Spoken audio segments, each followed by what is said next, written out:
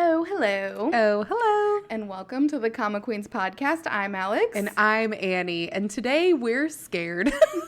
Today we're playing a dangerous game. Today we're playing an extremely dangerous game. Alex and I felt like it would be a pretty good idea to do a March Madness style bracket, especially after we realized that we can't really narrow down what our favorite completed series are. We came out with about 16 of them. Mm-hmm. And so we kind of came up with this idea to dwindle it down. We're like, we have to figure out when someone asks you what is like the webcomic that you recommend that we read, what do you recommend? And instead of us babbling all of the time about all of the different stories we love, this is our way of trying to figure out what that favorite story is. So thank you all for joining us on the journey. We're very nervous. Today we will be going from 16 to 8. Yeah. So we're cutting the number in half as per a usual bracket.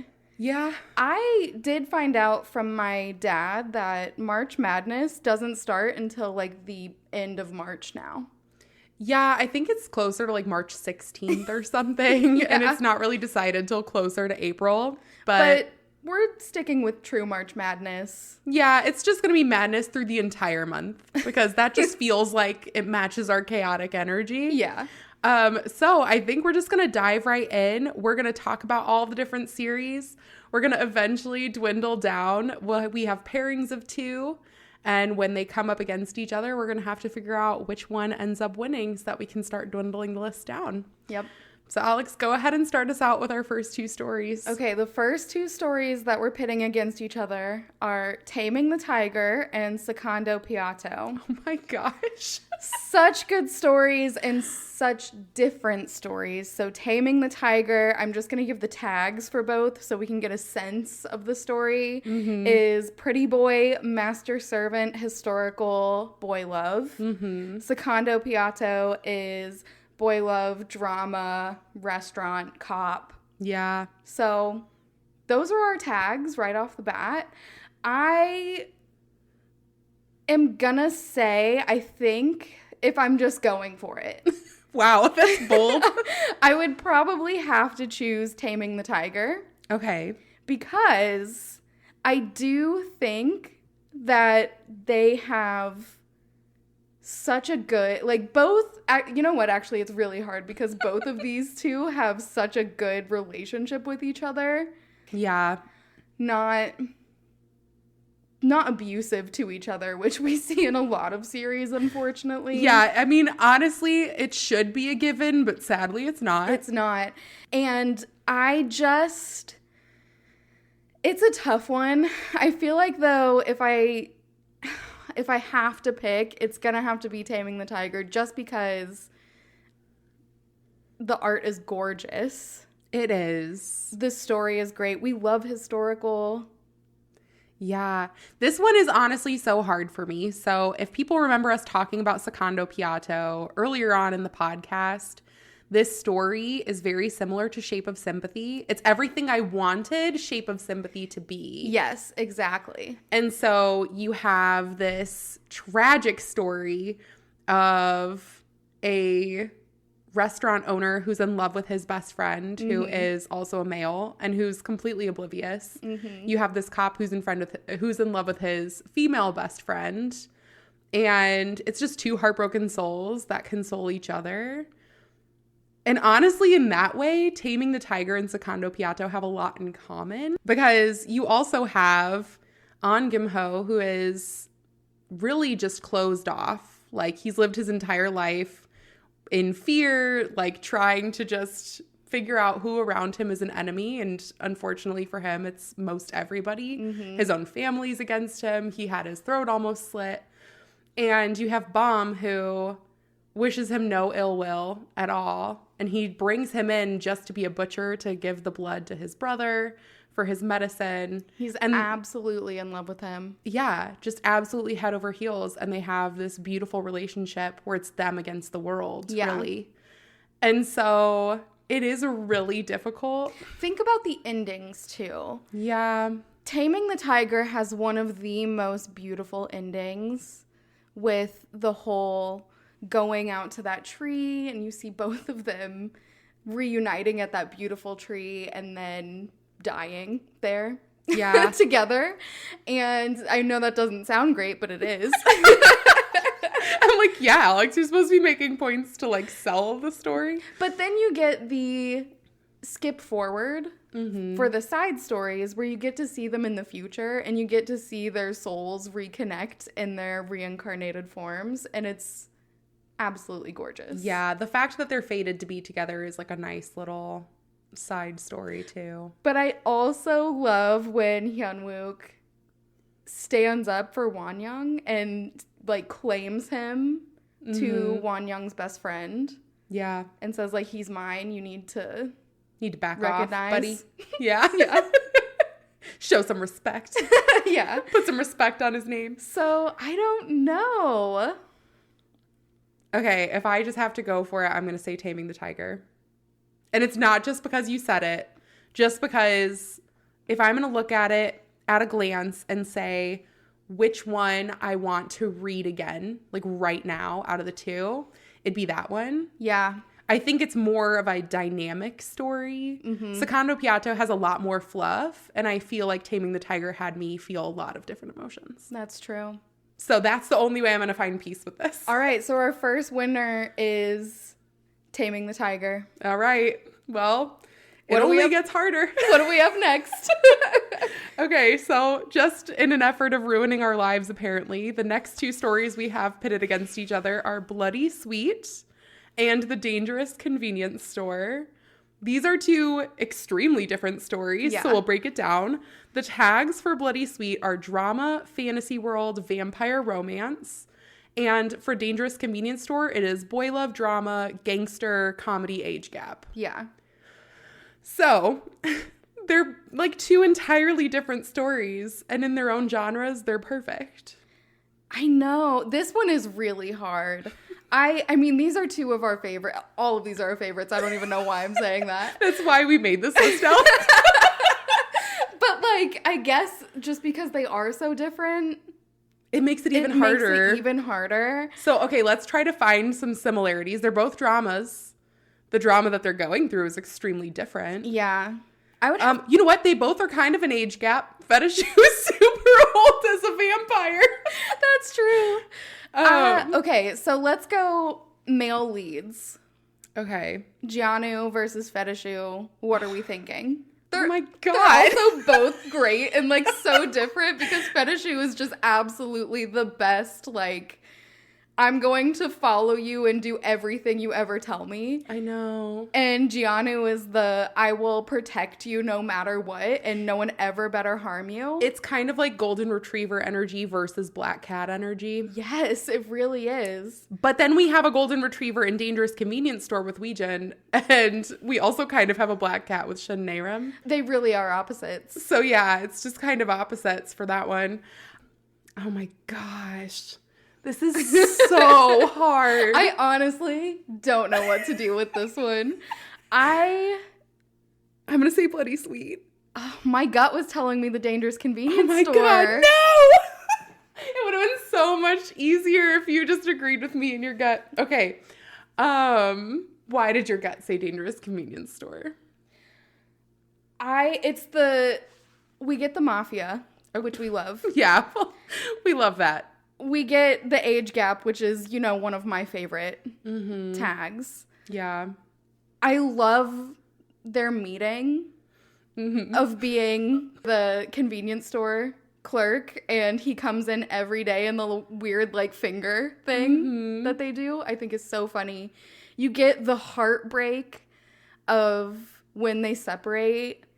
And you see Weejin having to go through all of that stuff by himself. He gets reconnected with his brother. He has that awful, shitty boyfriend. And he really comes into his own. And then Jianu comes back. You get to see his point of view for a couple of episodes where you find out why he left and what happened. So I don't know. That's why. Why Bloody Sweet? Okay, so for me in Bloody Sweet, I just remember the first moment they met each other and how it's just like a happenstance. Yeah. Like, she's getting bullied. They go into this like haunted place and she ends up opening it. And then Red String of Fate, which is always fun for me. There's also just the fact that there's so much comedy trickled in throughout the story, which I do love. It kept it pretty light. But also, like, those side stories, like, ripped me apart. I loved all of the side characters. Mm-hmm. It's so well written, and I'm just so attached to all of the characters. But I know we have to decide, and I could actually cry. Okay, I'll switch to Bloody Sweet for this one because I do love the kind of master-servant vibe you get. I know. The whole thing, I mean, here's the thing. There's no losing. Yeah. Well, yes, there is, because you have to choose one over the other. We're the losers of this episode. We're losers. But at the same time, it just, like, when I found out that these were in print, I was like, give me every single copy right this second. Yeah. And there are even more side stories in the print version. You're not wrong. It's just, like, the story could have gone on forever for both of them, and I never would have been happy. That's true. I'd always just be like, more, but it's fine. I think we're just going to have to say Bloody Sweet and move on. Yeah, we'll never move on. This will be a 7-hour episode, and nobody wants that. Okay, so our next pairing, also not easy at all. You Get Me Going and Vampire Beru and Ghost Aki. You Get Me Going, probably the best office romance. I would have to say this is my favorite office romance ever. Yeah. And Vampire Beru and Ghost Aki, just an absolutely devastatingly beautiful story. So our tags here are fuck buddy, love hate comedy, office boy love for You Get Me Going. Mm-hmm. And Vampire Beru and Ghost Aki was a boy love fantasy vampire. Yeah. Okay, right off the bat, it's so hard because you have a Masqueretto story. Yeah. Which you know without even reading it is perfect. Yeah. Then you read it and it's even more perfect. Mm-hmm. And so here's the thing. Like, you have You Get Me Going, and Masqueretto's had other office romances, which are also incredible. But this one's Enemies to Lovers, which is, like, my favorite. I do love Enemies to Lovers. They also have such a great relationship where I just love to see it grow. Yeah. There's a lot of growth for both of the characters and the relationship in general. Yeah. But Vampire Beru and Ghost Aki is just one of the most beautiful stories, just like story-wise and visually. It is stunning. You can't even find this one anymore, which you may say would knock it down. But the fact that you can't find it anywhere and we are like actively searching for it all the time and talking about it all the time still kind of just goes to show how good it is too. I know. It really does. Oh my gosh. This is heartbreaking. Why did we decide to do this in the first place? I don't know. I hate us. Yeah, I mean, honestly, in You Get Me Going, they have a lot of growth. Vampire Beru and Ghost Aki, though, is also a story of growth and growing together. And you get the heartbreak of hearing Aki's backstory with his mom. That is tragic. Yeah, it's like finding a new life after heartbreak and after loss. Yeah. Like, the stories are just so different. Yeah. And I will say, too, I know it's listed as a boy love fantasy, but this one almost could be love in, like, a platonic sense of just finding your people and finding your person. Yeah. And there's just something so special about this story that, like, I mean, truly, you can't find this story anywhere, and I remember it like I read it yesterday. Yeah. Oh my gosh. I'm going to have to go Vampire Beru and Ghost Aki. I think me too. Oh my gosh. Yeah. What a heartbreak. This is the worst. Why did we decide to do this? We have bad ideas. Yeah. And then we act on them. That's even worse. Okay, so our next pairing that's going up against each other is also going to break my heart. This is The Reaper and the Waiting and Devil Number 4. Okay, so I've taken my second. The two of these actually do share a lot of similarities in their tags. They are both fantasy romance supernatural, one of which is a boy love romance, and then one of which is not. But both of these stories are so dynamic in all of their different meanings. So diving into it, you have The Reaper and the Waiting, which is this story of the Reaper, also known as Ruo Yang, who is in the afterlife. He's supposed to help souls move on and keep them from becoming malevolent. Is that what it's called? Yeah, malevolent spirits. Yeah, malevolent spirits. And then you have this spirit who hasn't passed on, and he says, you know, what's your name? And he goes, oh, well, I'm waiting. And they're like, but what's your name? He goes, waiting. So they call him the Waiting. And you find out that it's Wei Li, and they were like in a past life lovers together. And Wei Li can't tell Ruo Yang that they were together. He has to wait for him to discover it himself. And on their own, they find their own way to love each other even still. Again, it's that faded romance. Like you have them together in the epilogue episodes where they are just finding each other again, and they continue to find each other in every lifetime. It's just so beautiful. The art is like a painting. It's stunning. It's absolutely gorgeous. And I can vividly picture the cover photo too of the Reaper on the boat with the Waiting as the spirit up in the air. And it's just like the black and white. It's gorgeous. And I do love watching them choose each other in the end. I know. After everything. It's such a good story. But here's the real problem. It's up against Devil Number 4. Yeah. Which is also one of the first webcomics I've ever read. Me too. It stands the test of time. This story, I can go back to it. I literally just in trying to like remember all the names and everything else after years of reading this one was just getting sucked in and reading episodes because I loved it so much. This is another faded love story. You have Saho, or Number 4, who met Hana in a past lifetime. He was one of the favorite angels, and he gave up being an angel because he wanted to express his love and his care for Hana. And then they found each other in this life too. It just is such a beautiful story, and I love them so much. I can't stand it. I don't know what to do. All right, I'm going to have to say The Reaper and the Waiting for this one. Okay. And I think this might be like contrary to what we usually say of like, you know, sometimes it's really nice to have those really long continuous stories, but this is such a like short, compact, beautiful story that you could recommend to absolutely anyone. And I think that it would translate to everyone. Yeah. Okay. I'm going to go with you on this one. Again, there's no winning or losing here. There's losing. We're losing. We're the only losers. Everyone else, just know that every single one of these stories is recommended. And then we'll just go cry in a corner by ourselves. Yeah. So at the end, when we have 16 number 1 stories, you'll know why. And in the end, the winner is all of them. The end. Okay. So this next pair that we have is The New Recruit versus Murderous Llewellyn's Candlelit Dinner. Now, The New Recruit was the first office romance that I read.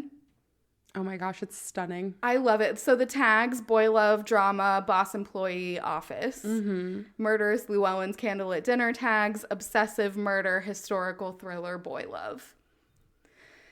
I just read Murderous Llewellyn's Candlelit Dinner, and I loved it so much. I cried so much. Yeah.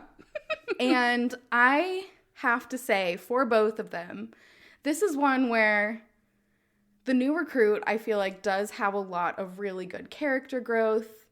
It's another Mascaretto office romance, and I love it, but I have to say, with this one, Murderous Llewellyn, just finding everything out as you go along, that is just one of the most beautiful stories ever. Yeah.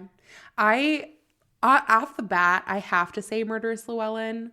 And it's not that I don't love New Recruit, because heaven knows I already own volume 1 and 2 in print, and I'm getting the last one. Yes. But Murderous Llewellyn is such a different story from everything else on this list. Yeah. It just stands out so much. This story has twists and turns. The romance in it is tragic and beautiful.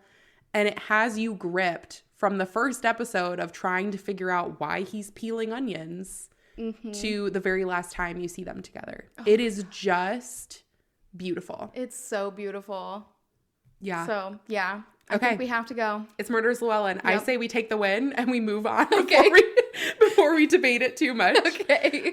This next one is not going to be easy either. This is Spring the Color of Love versus Broken Melody. Both of these stories are romance dramas, one of which is a reunion and campus life story. So Spring the Color of Love starts as like this college romance, and then they're reunited as they've grown older.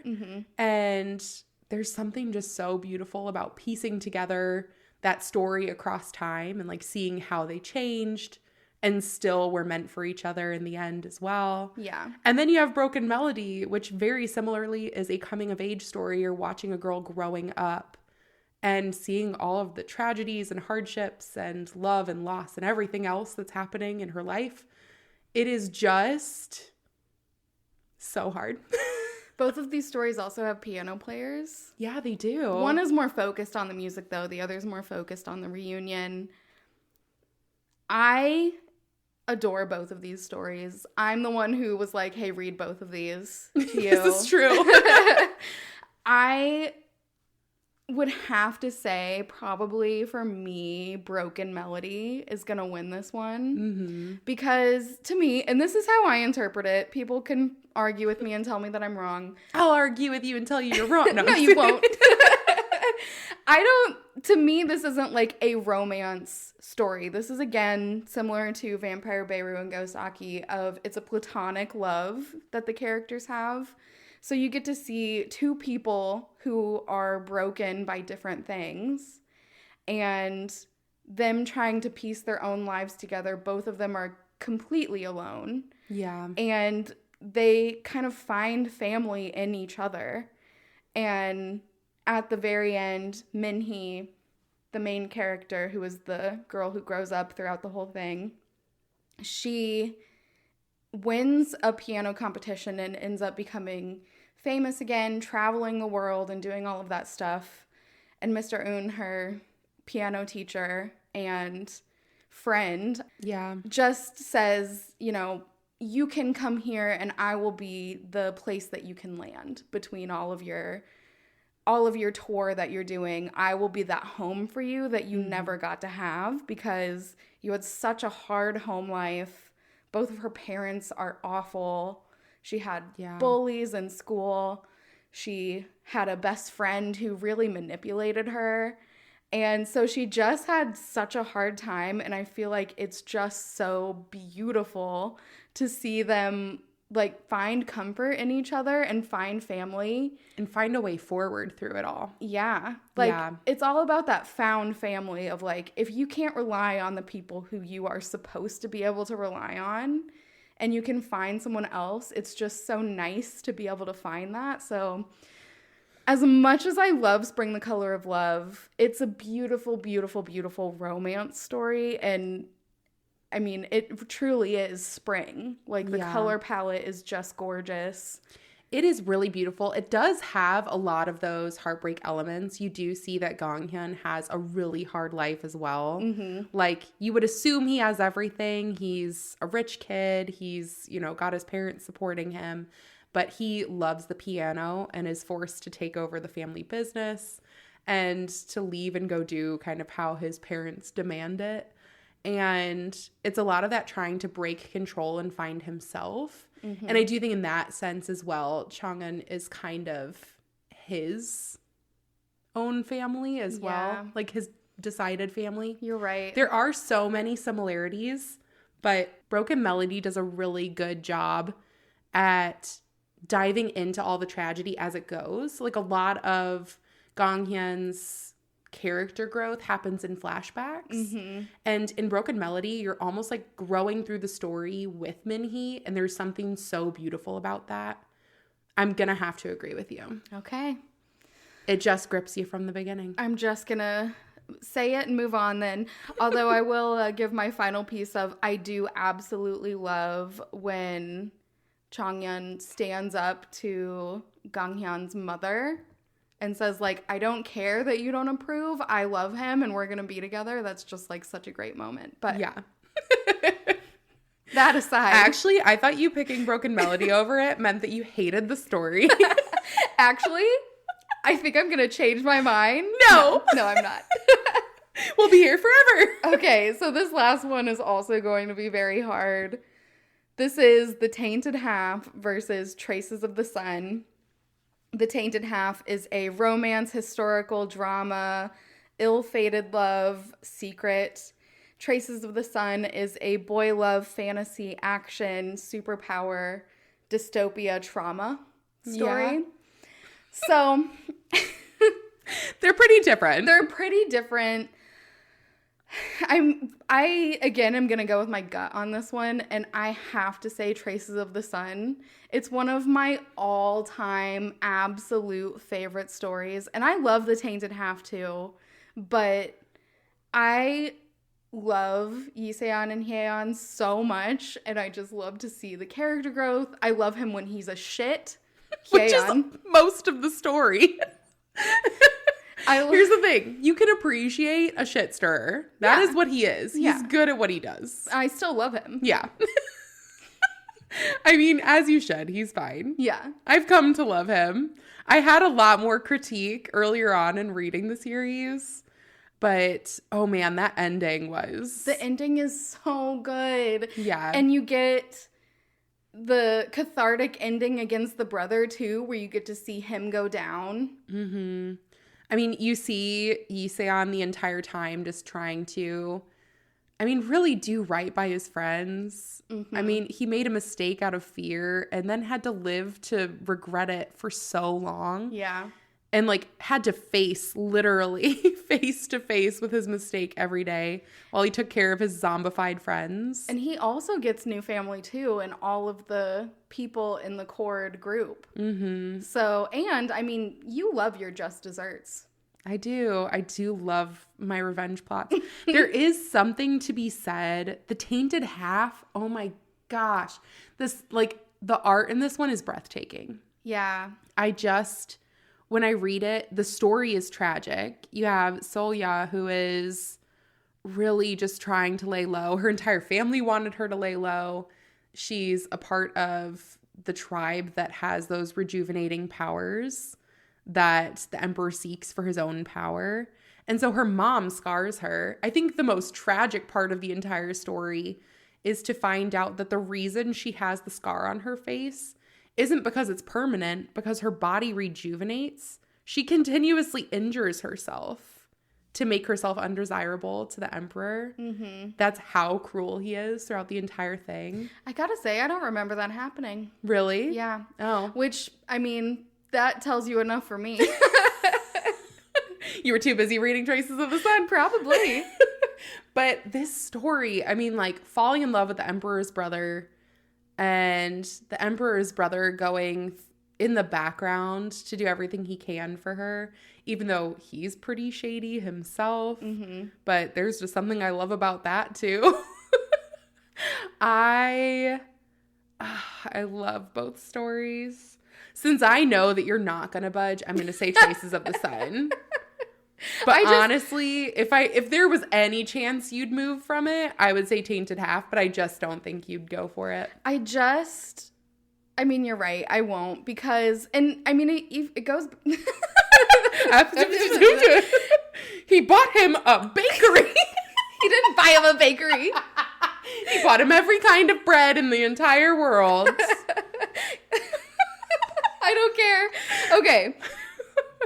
It just, for me, I remember everything about Traces of the Sun. The Tainted Half of the things you said, I don't remember. So it shows which one was more impactful for you. Yeah. And here's the thing. I didn't forget the stuff about Traces of the Sun. It was a really good, impactful story. Yeah.